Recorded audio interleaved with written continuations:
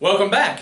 So in this particular video, we're going to talk about the first of the business, government, and society managerial models. Now, all four of the models that I'm about to discuss with you make a certain key assumption about a manager's role. They assume that a manager has to deal with three major kind of institutional groups, namely businesses, which are activities that are normally seen as profit generating, governmental entities. These are organizations that more or less make and enforce laws and also govern many institutions. And then social institutions or social actors. And these are the kinds of organizations that are dedicated to providing for the intrinsic needs of people. So if you're thinking of any sort of a business, what's an example? Chances are, if you've ever bought or sold anything anywhere, you have interacted with a business. You can go to your favorite pizza joint, and that's a business. You can go to Walmart, that's a business, because these are profit-generating entities that provide some sort of a good or service for the customer. Okay? If you're thinking, what's a governmental entity? Governmental entities work for the good of the people, in theory, right? So think of anything like going to the post office. That's not a profit-generating activity. It's one that is designed to serve a purpose for society in general. Think of the Army, not a profit-generating activity, at least not supposed to be. It provides protective services. Or the U.S. State Department, which provides diplomatic representation for U.S. citizens. These are governmental entities. And then social entities are those that focus on providing for intrinsic needs. Think of a church. A church provides for a person's spiritual needs. Think of Goodwill Industries, which is a nonprofit and provides job training for the homeless and disenfranchised populations. Okay? These are social entities. Okay? So, let's have a look at this market capitalism model. Again, it emphasizes that businesses, governments, and societies are the main actors. So, if you've ever taken economics before, you've looked at a supply and demand curve, this is a different kind of a representation than a supply and demand curve. Okay? So, the market environment here, which is signified by an M, is more or less the interaction between supply and demand. Okay? And have you ever wondered in economics class how a supply and demand curve is drawn? The answer is here. It's the socio-political environment. Okay? Supply and demand curves are a reflection of their underlying socio-political institutions. What are institutions exactly? You know, when I was in college, people used to say, yeah, Lee's Hoagie's house, which was a place you get sandwiches, that's an institution. That's not exactly what we're talking about here. Institutions are intangible and normally don't have an address, unlike Lee's Hoagie House, right? Think of democracy, capitalism, a checks and balances system in the United States, the Catholic Church. These are all examples of institutions. They may have a physical address in some places, but generally they embody an idea that we use as a signpost to help guide us on our understandings of life and the broader world. Again, people that live in a country with democratic institutions will have a very, very different worldview than those that live in a communist country, which has a very different set of institutions. And these institutions together, whether they're more social institutions like larger religious organizations or political organizations such as how the electoral process works or doesn't work, that's going to be defining the supply and demand curve. So for example, if you were to look at the supply and demand curve for the United States, it would look very different than a supply and demand curve that you would find, like, for example, in Russia. It's just different because, again, a different socio-political environment. And businesses function within this supply and demand curve, right? When supply and demand curves are seen to be out of balance or there's disequilibrium, ideally an astute entrepreneur can perceive that disequilibrium and create an organization to restore that equilibrium, but in the process they make a profit. Okay? So this is your market capitalism model. One of its key components is the fact it focuses on business utility.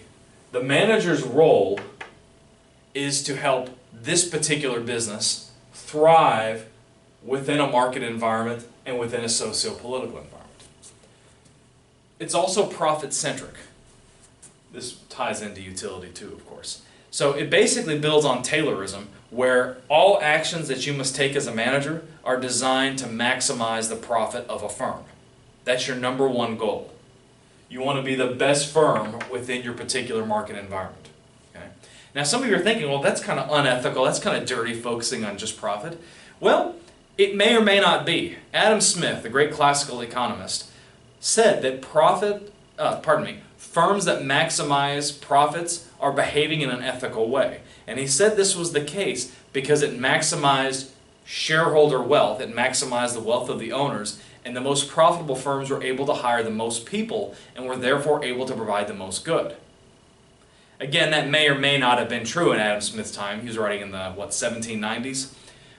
We can question this a little more today, but there still might be something to it, because after all, an organization that's not profitable inevitably will fail in the long run. It has to at least break even, right? I really like the institutional focus of this particular model.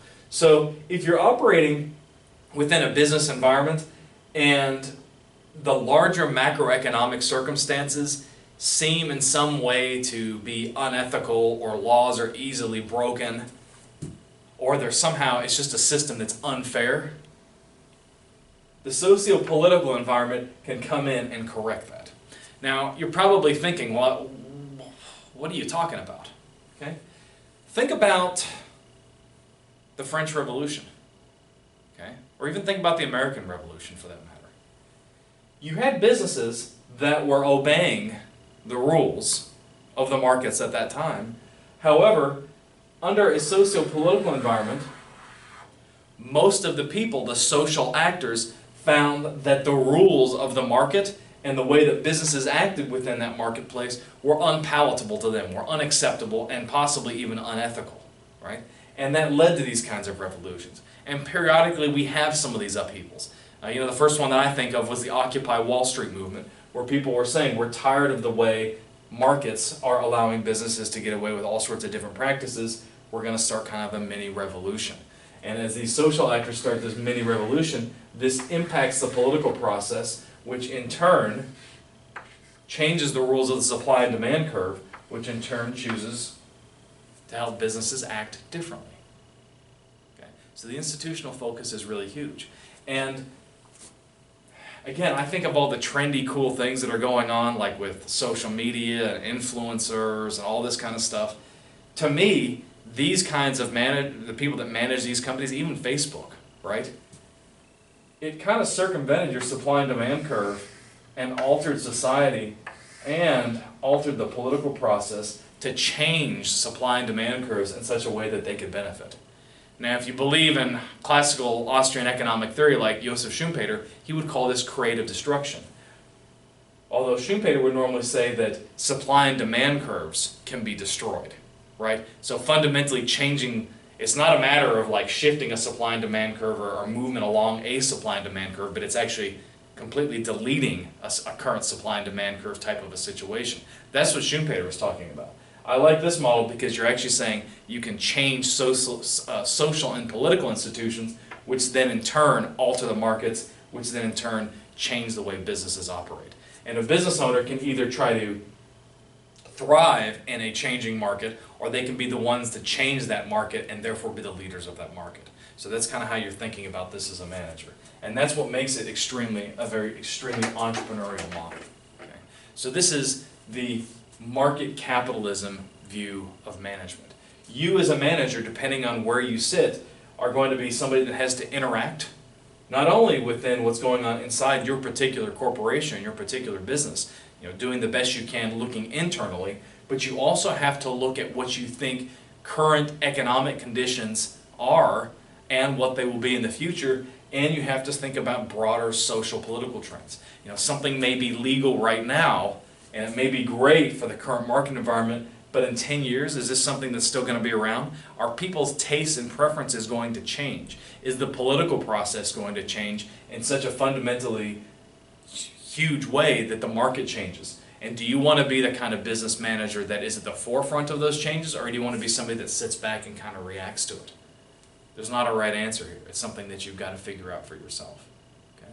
And then the other question that you have to ask, yes, you can be profit-centric, maximizing the firm's output. That's what Frederick Taylor was talking about too, right? Do you want to focus on that, or do you want to be the kind of business person that maybe looks at being ethical in other ways? Those are some questions that you've got to ask yourself. But this is the market capitalism view of a corporation. Hope you enjoyed this video. As always, hit that subscribe button, hit that thumbs up, and if you're some of my students, make sure you hit the comments and let me know one thing you've learned in this video. I'm looking forward to seeing the next video.